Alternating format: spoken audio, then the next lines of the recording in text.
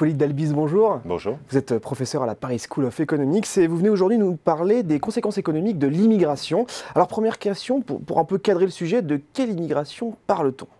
Alors, je travaille sur l'immigration légale, c'est-à-dire les étrangers qui viennent en France, et je me restreins aux étrangers venant de pays qui ne sont pas en Europe.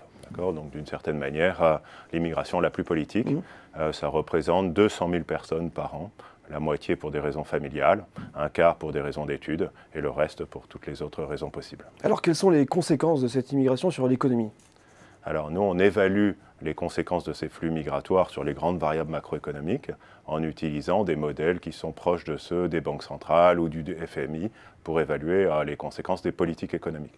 On adapte ces modèles et on obtient des résultats plutôt positifs. En fait, la migration a un effet positif sur la croissance économique française, n'a pas d'effet négatif sur le chômage, n'accroît pas le chômage et ne dégrade pas les finances publiques. Vous avez quelques chiffres sur ces points précis, la croissance, le chômage, le déficit?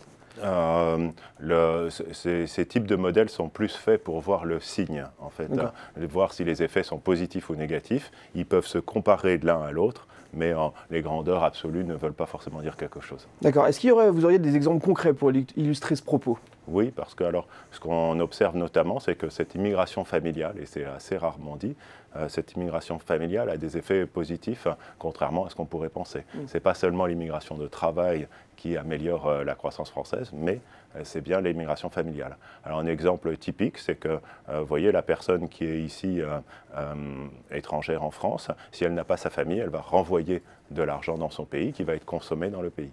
Si la famille vient, comme dans le cadre d'un regroupement familial, eh ben, l'argent qui est gagné en France va être dépensé en France. Vous avez un typique effet de demande de relance keynésienne. Il y a donc des effets plutôt positifs, globalement. Exactement, comme n'importe quelle relance keynésienne.